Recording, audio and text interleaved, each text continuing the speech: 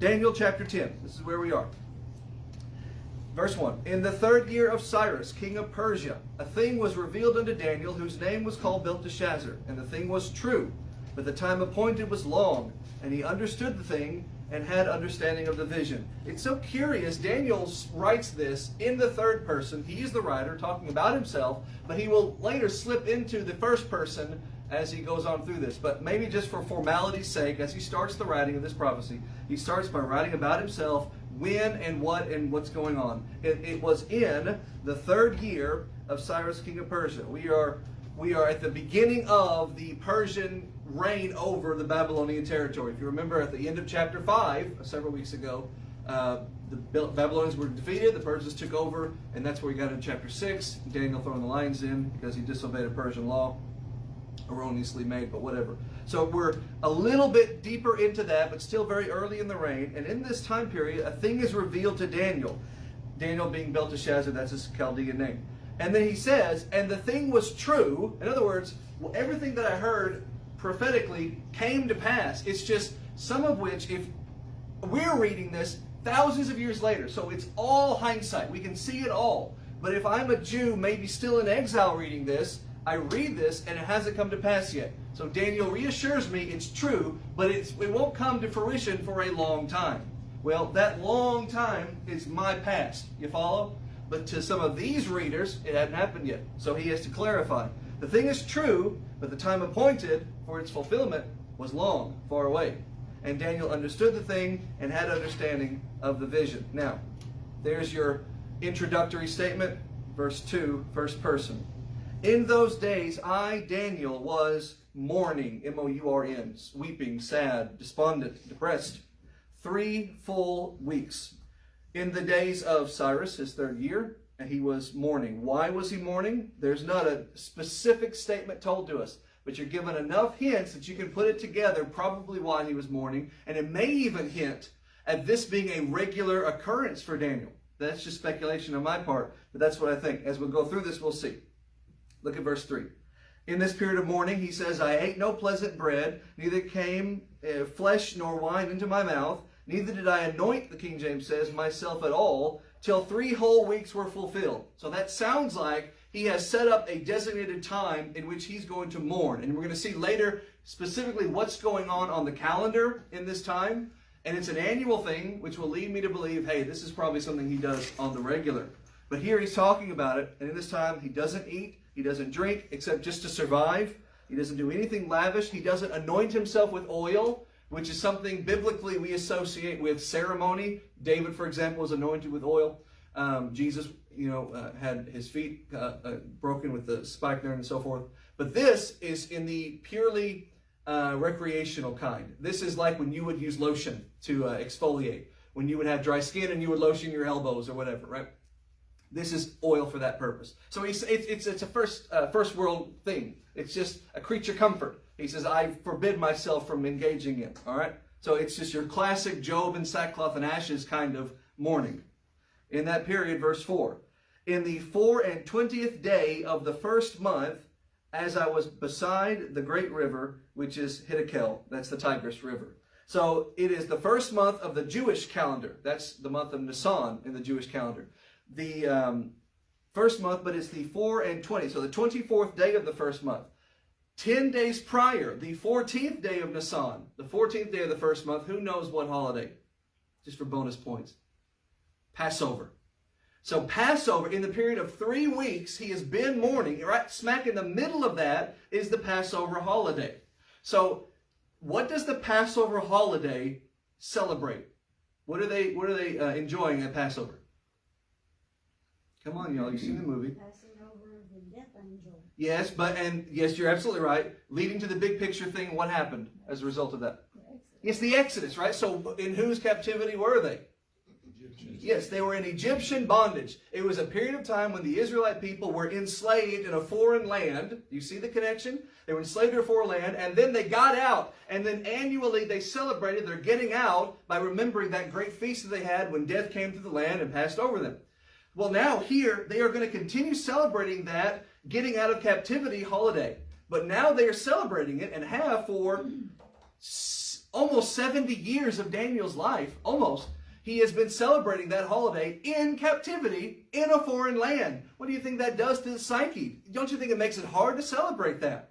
And so I wonder if annually, if not annually, then certainly this time, he did not have mourning and sadness instead of jubilation. No mirth, but sadness as he celebrated, for lack of a better word, the holiday of getting out of exile while he is very much himself in exile.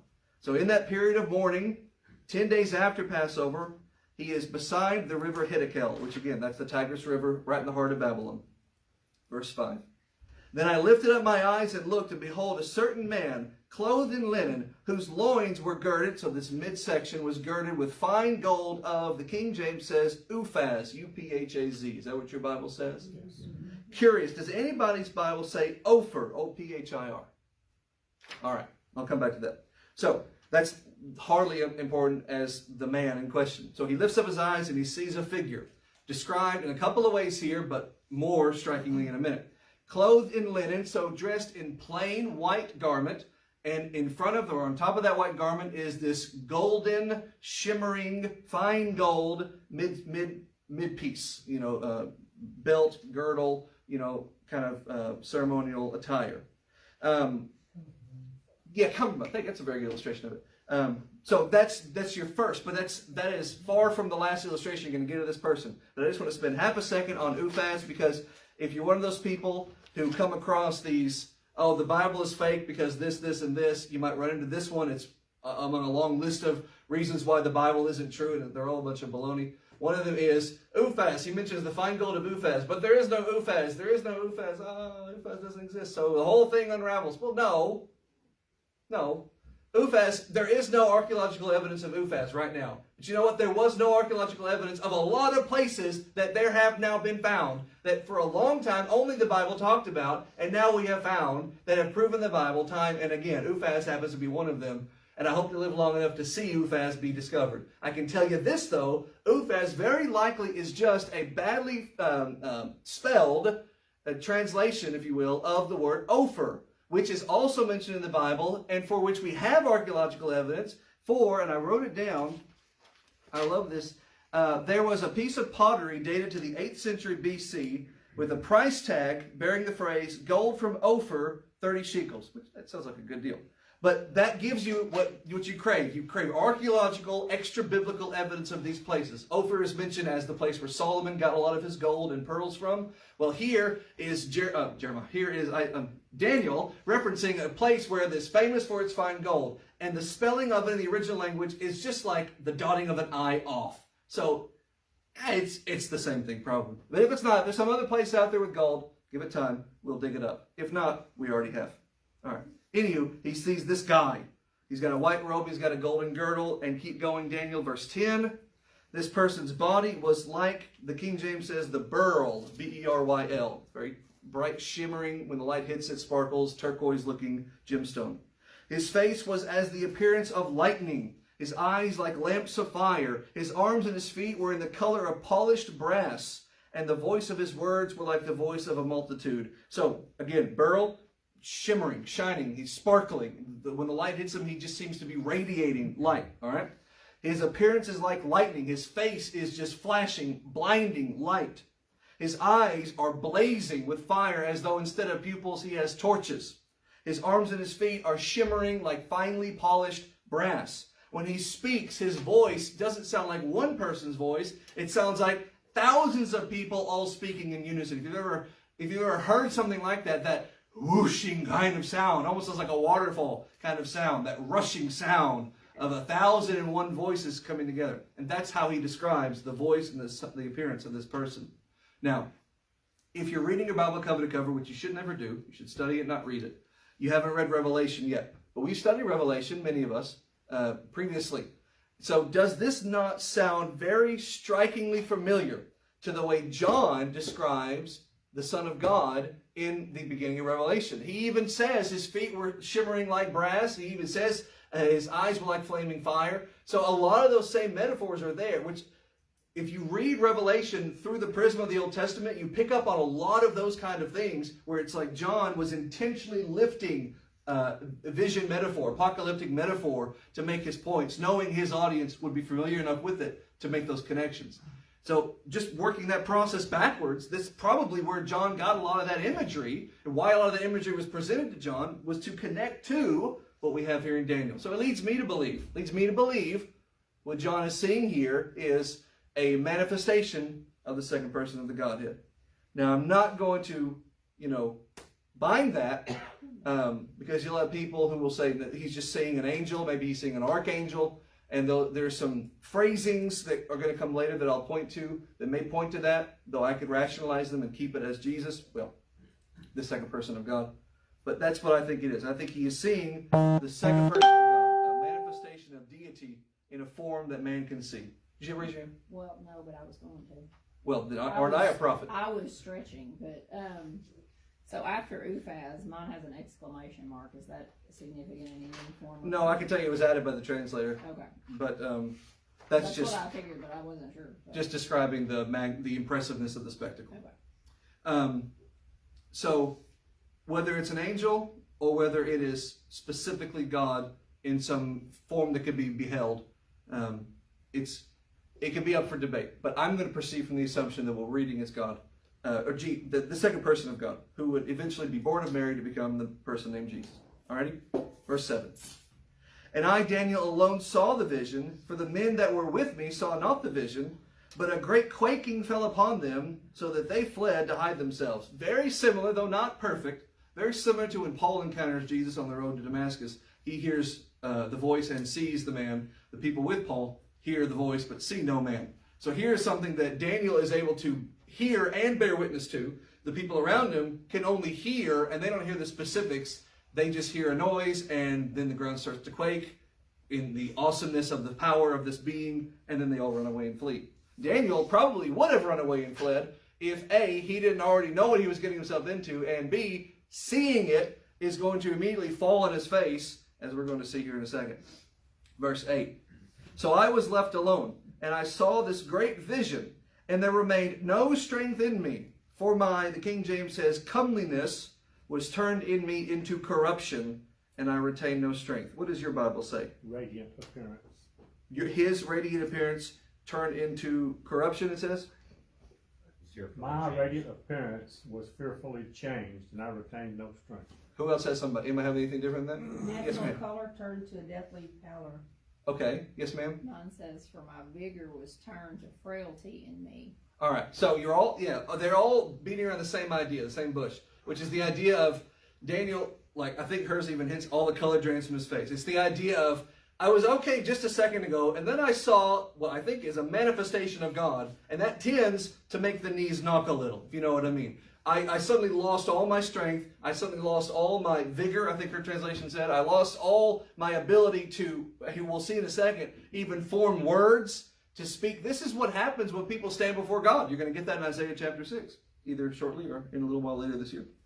So that's what he says there. I retain no strength. It was all sucked and drained out of me because I'm staying in the awesome presence of this being. Verse 9. Yet heard the voice of his words. And when I heard the voice of his words, I was in a deep sleep on my face, and my face turned toward the ground. The grammar is so weird here, because it's not like he is walking you through a thing that happened one after the other. It's not like he's saying, this happened, and then I fell down, and I found myself on the ground. He's saying, I heard his voice, and I was on the ground. Well, did one cause the other, or did he black out, and suddenly find himself, on the ground? Either way, the point is, he was so caught up in the moment. He was so, to use a modern phrase, blown away by the spectacle of it all, that upon hearing his words, he falls into a trance, and when he comes out of it, he's on the ground. Now, this, again, is not the first time God has used a trance to initiate a vision. If you remember in Acts chapter 9, Peter is on the rooftop relaxing, because they didn't have porches, they had roofs. That's what they did, they were flat. So he's up there relaxing, and then he falls into a trance, and he sees a vision of the great sheet coming out of heaven with all kinds of animals. Leads to the conversion of Cornelius. God uses a trance to incite a vision. Here, God incites a trance to induce a vision. Same idea. Verse 10. And behold, a hand touched me, which set me on my knees and upon the palms of my hands. Now, as we go through this chapter, you're going to see that there is definitely an angel, separate from this being who we're calling the second person of God.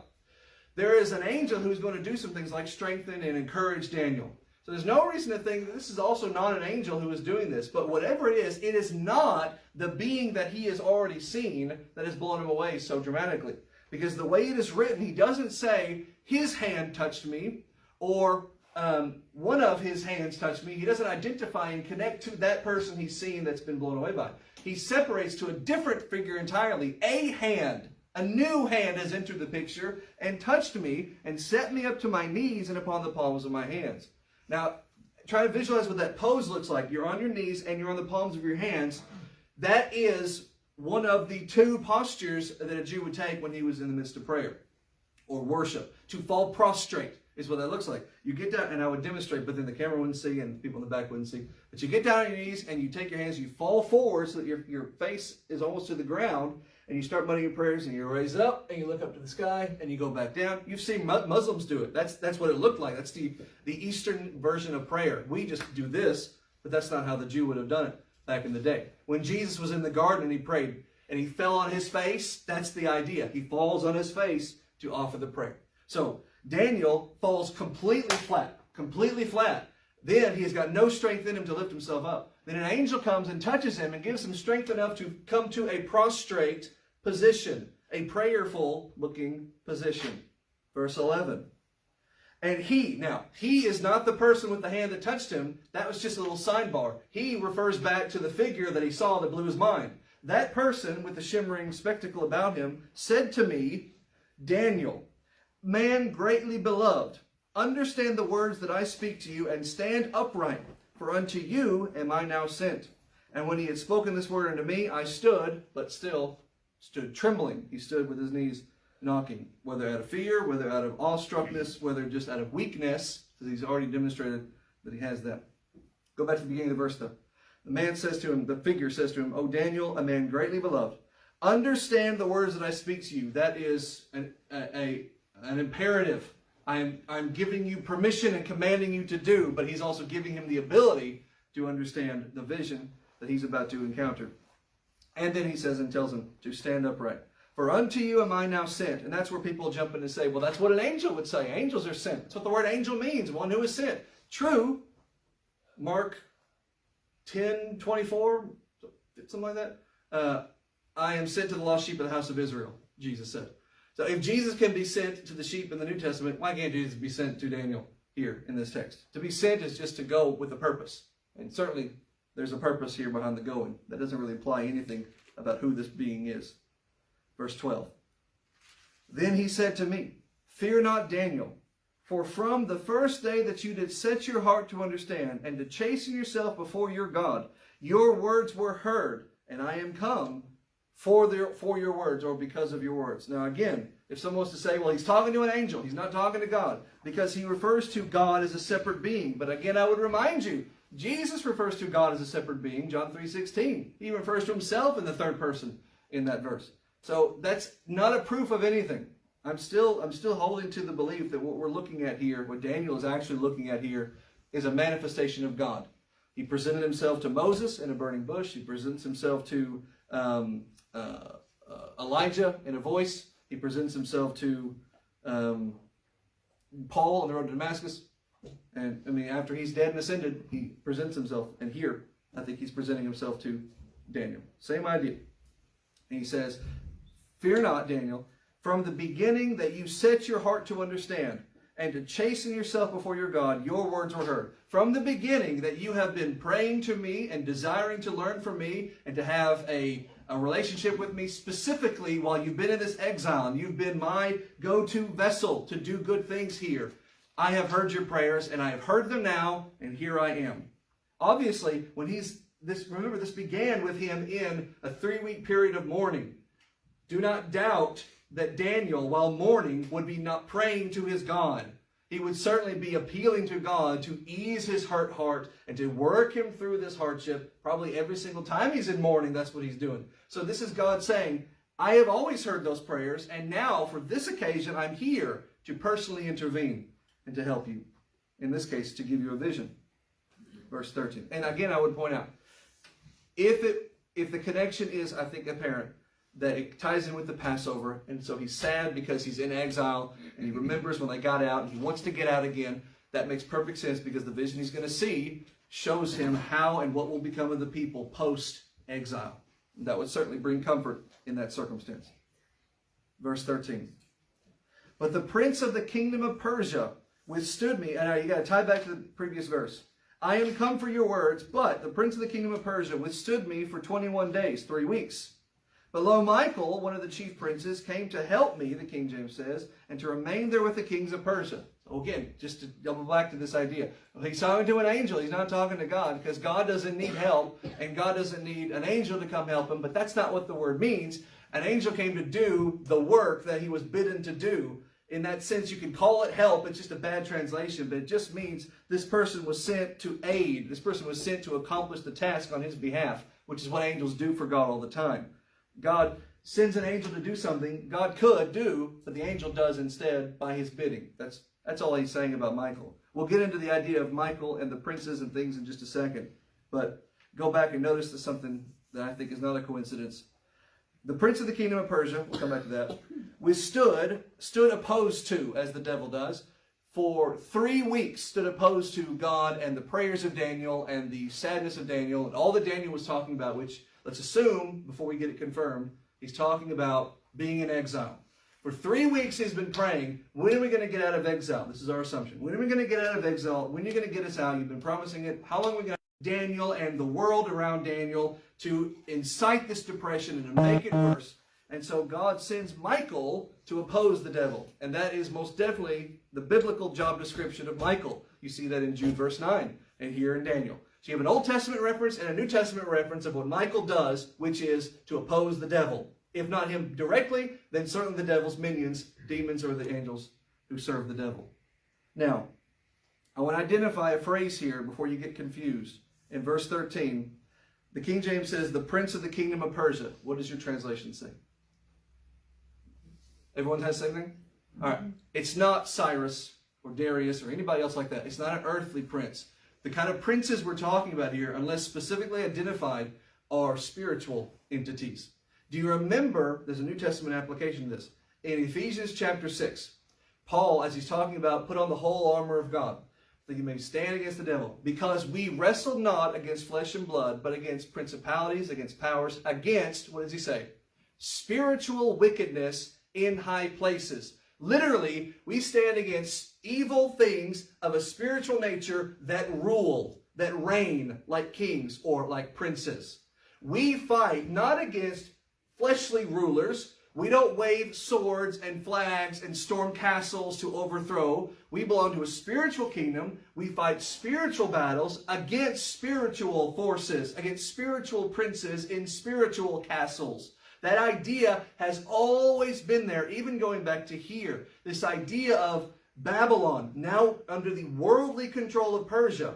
God is looking beyond the physical world, and he is seeing Babylon under the control of Persia, and they're all puppets with the devil has his hand up all of their butts.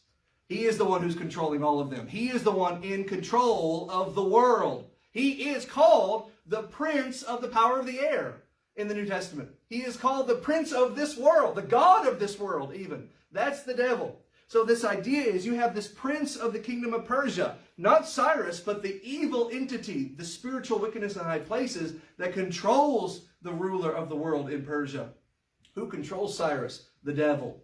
Now, who is ultimately in control is God. God raises up and destroys kingdoms and raises up new ones by his own good pleasure. That's Daniel chapter 4 and 5. That's the thesis of this whole book we already covered. So God is ultimately in control. But God has the devil on a leash. And God uses what the devil does in kingdoms of this world to accomplish his great grand will, which in the perspective of Daniel is the foundation of the kingdom of Jesus Christ to come, from Daniel's perspective. So you have Cyrus, this worldly ruler, who thinks he's in charge. And controlling Cyrus like a puppet is the devil, either directly or through a demonic spirit, demonic presence, power in the world, the spiritual power in the world. He thinks he's in control. But really, what you read when you study Daniel it's God who's ultimately in control. And the little trivial things that happen, lives that fall and lives that end and kingdoms that fall, they're all just pieces that serve a grand purpose for God.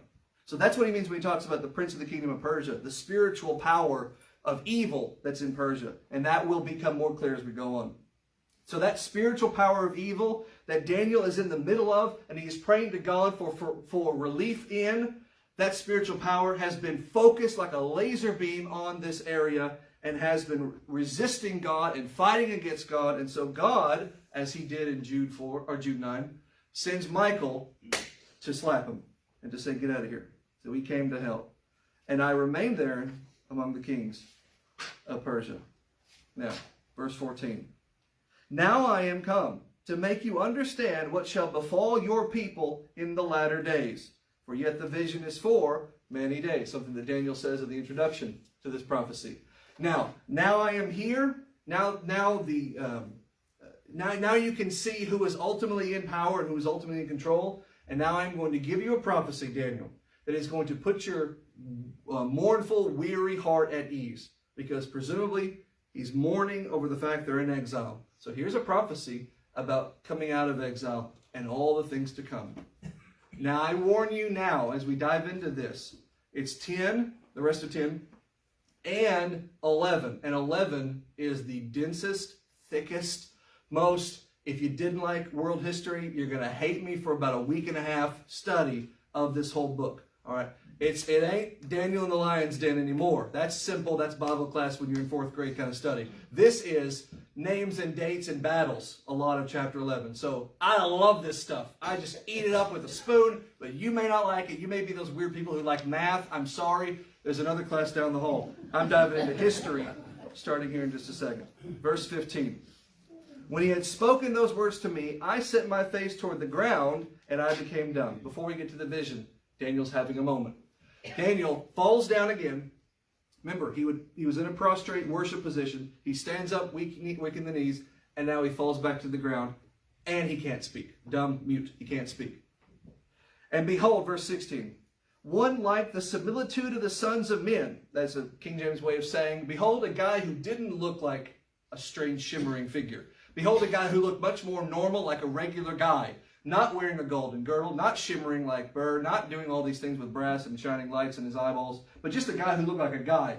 Your typical description of angels more often than not, unless they're in the throne scene. So I saw a person who looked like a man come and touch my lips, and then I opened my mouth and I was able to speak. And I said to him that stood before me, O my Lord, by the vision, my sorrows are turned upon me, and I have retained no strength. So he tells what we've already had described for us. Because of everything that I've already encountered and I'm certain to experience here in just a minute, I have no strength. Remember, Daniel is pushing 80 years old. We have already seen in prior chapters the physical toll that these visions he's encountered and experienced take on the physical body, much less the mental. So here is this elderly person who is still working, he's still getting around, he's still doing his job, but the physical toll he already is encountering and knows he's going to encounter. And he just says, I don't know if I have the strength to do this. Verse 17. For how can the servant of this my Lord talk with this my Lord? How can you and I have a conversation? How am I supposed to engage in this dialogue with you? I can't even stand up anymore. I can barely speak. An angel had to come and give me the strength just to say the words, which are, I don't know if I can talk to you. Which don't sound like words you say to an angel, to whom people talk all the time in Scripture. But they do sound like what you would say to the second person of God. I'm just saying. But as for me, straightway there remains no strength in me, neither is there any breath left in me. Which he's being a little dramatic. He's basically saying, I'm about to die here. I have nothing left just to endure the awesomeness of this conversation that we've already had. And you're about to lay a vision on me. I don't know if I can handle it. I don't know if I can take it. Verse 18.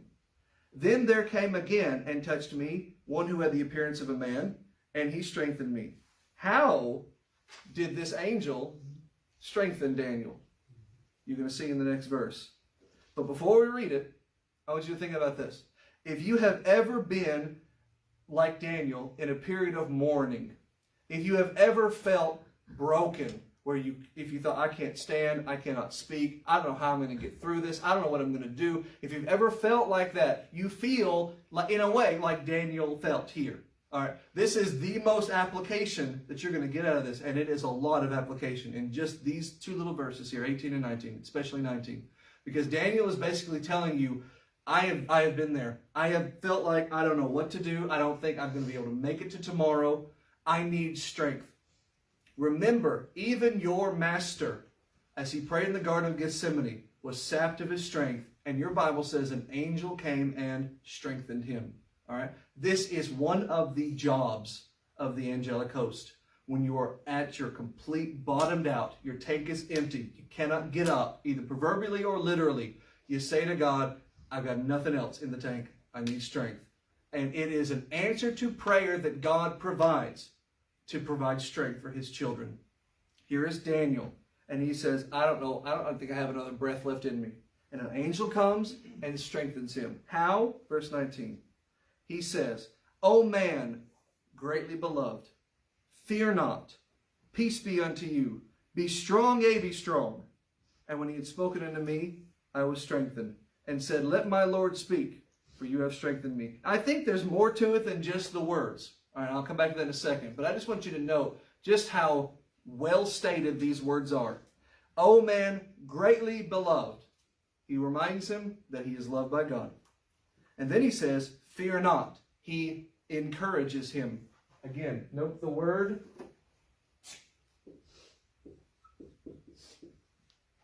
He encourages him. He's got no strength to do this anymore. He's already said, I can't do this anymore. He's out of courage, so he gets courage resupplied to his tank. He encourages him. Don't be afraid. You can do this. He says, peace be unto you. He calms his anxiety. And he says, be strong. Yea, be strong. He motivates. Get up, let's do it. Let's go. And that fourfold phrase strengthens him. We are going to sometimes find ourselves in this situation. We are going to encounter people we love in this situation. What do we need to do? We need to remind them that God loves them. We need to remind them that God is in control, so there's no need to be afraid. We need to remind them that peace and shelter are in the arms of the Lord, so peace be to them, and that through him they have enough strength. With him, alone they don't, but with him they have strength to endure and overcome whatever the trial may be. But I'll say this, there's a lot more to overcoming that feeling of I can't go another day than just encouraging words. Words can be powerful. Hateful words and helpful words, as we see here. But there are other things. Think about the things that you do whenever you're at your depleted tank. A good meal can make you feel better. A hug can make you feel better. Looking at an old memory of old loved ones, maybe who have been long dead, can make you feel better. You remember old memories, happy memories. There's all kinds of things. Listen to a song that makes you feel good. All kinds of things we can do that stimulate the brain and motivate the entire person of who you are. Not just your physical, but your emotional, your psychological, all of which are all connected. They're not independent parts to who you are. They are all one of who you are. And when you're drained, you're not just mentally drained, you're emotionally drained, you're physically drained, and you're all of the above drained. And just little things that you can do in a natural sense. Eating a meal can naturally motivate you. If that can be done naturally, don't tell me my God can't make the same thing happen supernaturally. He can do for me what a Hot Pocket can do for me. But he can do it instantaneously and without the burning in the back of the throat. Right? If I can get this naturally, then God can give it supernaturally. God can just make it happen. And thus an angel comes and strengthens my master when his tank is empty. And an angel comes and strengthens Daniel as well. Verse 20. Then said he, Know thou wherefore I am come. Do you know why I'm here? And now will I return to fight with the prince of Persia. That's the spiritual ruler over this land. And when I am gone forth, lo, the prince of Grecia will come. Does yours say Greece or Grecia? Greece. Yeah. Which existed, obviously, in the time of Daniel. But nobody was looking to Greece as some great world power. But everyone who knows anyone who knows history knows that Greece becomes a major world power under the reign of whom? Alexander the Great. But Alexander the Great isn't even in diapers yet. And yet here is Alexander the Great, not by name, but by his kingdom being mentioned. A kingdom which existed on the map, but certainly was no world power. And yet here is God, presumably, saying to him, now you know why I've come to you. I've come to strengthen you and to tell you that everything's going to be okay. And right now I'm going to wrestle with, and I'm going to exercise my power over the prince of Persia, the spiritual ruler that rules through Persia. Why through Persia? Because Persia is the dominant power right now. But next will come the next dominant power, which is identified here as Greece. And he will do this through Michael or directly if necessary. Because Michael's job is to be the angel that God sends to smack down the devil in various places. I just want to identify that before we move on. It is yet another example. Because if you remember, we had a prophecy, I think it was Daniel 5? 7? I think it was 7. The horns, remember? The unicorn horn, the ram with 2 horns and the ram with 1 horn. They had a big fight. That was specifically identified as Greece. It was identified for you right there again. Kings of Medo-Persia and Greece. That was back when Babylon was still in power. They were already 2 kingdoms ahead of where world history would be. So here is just yet another example of Daniel in Babylon under Persian rule identifying Greece as a major world conquering power long before they are that. And yet what you'll have among critics of the Bible is, oh, it's just a bunch of made-up stories.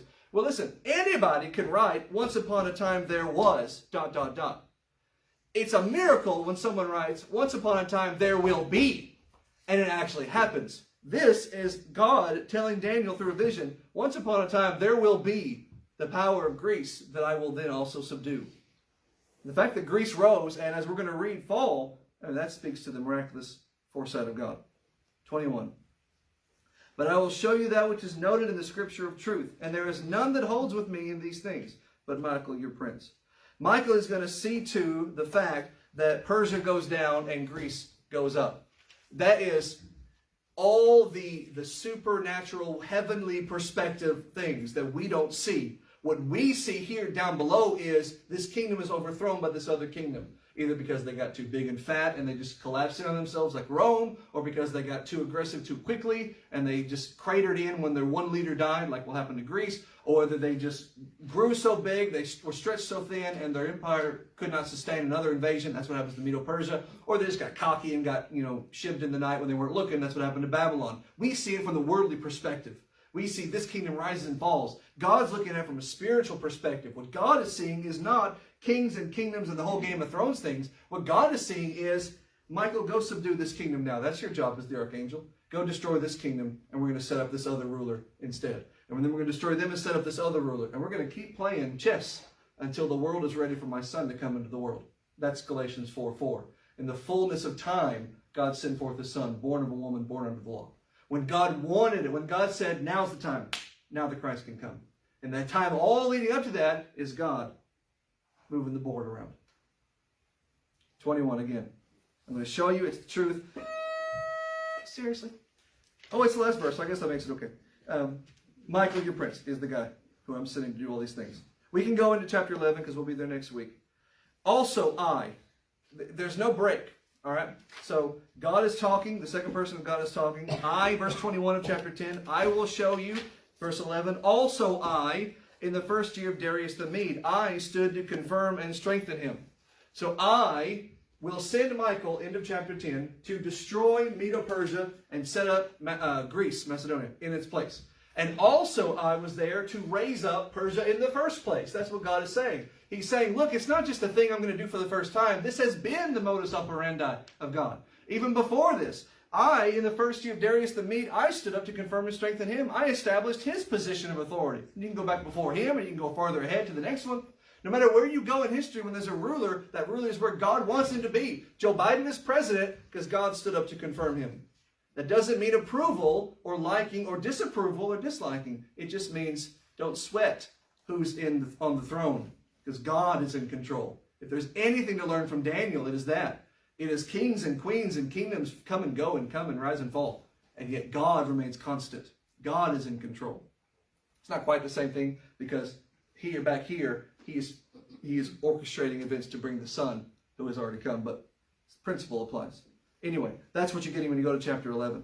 In the first year of Darius, I stood up to confirm and strengthen him. But that was chronologically before chapter 10. But there's no way to put 11 before 10 because we're still going narratively forward. Chapter 11, verse 2.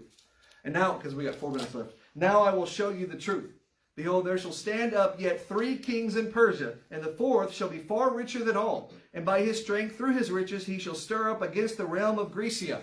So, Persia is going to rise. There's going to be kings and king and king and a king. And the 4th is going to be really rich, and he's going to pick a fight with Greece, and Greece is going to smack him down. And I'll give you the history in that in just a second. But you've got Cambyses, you've got Smyrnes, you've got Hystaspes. And then after them, you have Xerxes, Ahasuerus, also known as.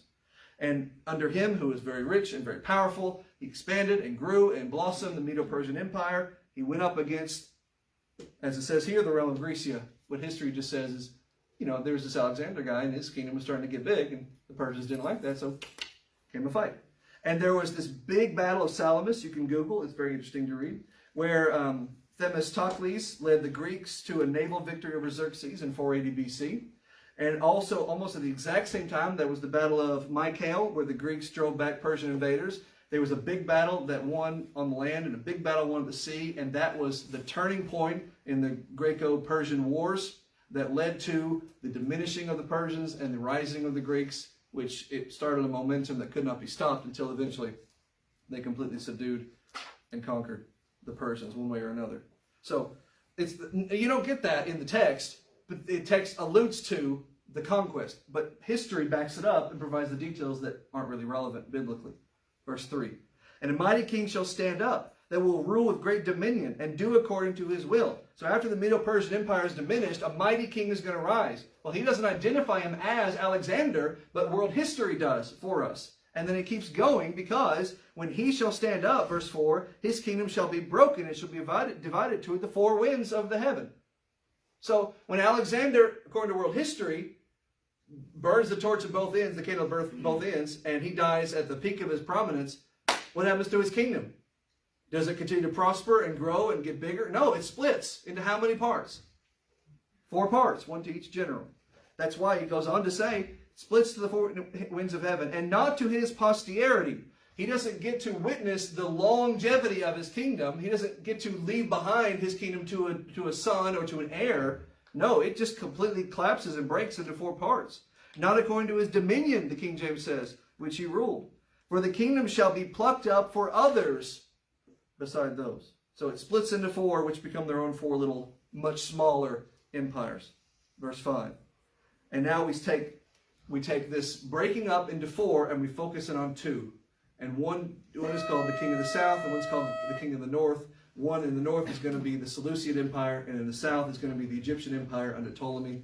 And so we're going to read a lot of dates, a lot of wars, a lot of history, a lot of backstabbing, a lot of a guy who says, I want to marry you because it'll strengthen my kingdom, but I secretly want to be married to you because I really like you. She finds out, and she finds out, and she kills him and then divorces him in that order. It's a whole big scandal. It's just great stuff if you like history, but if you don't, I'm sorry. We got like a week and a half of this, but there it is. Daniel 11, verse 5 is where we'll start next week as we learn about what happens after they get out of exile. Thanks you guys very much.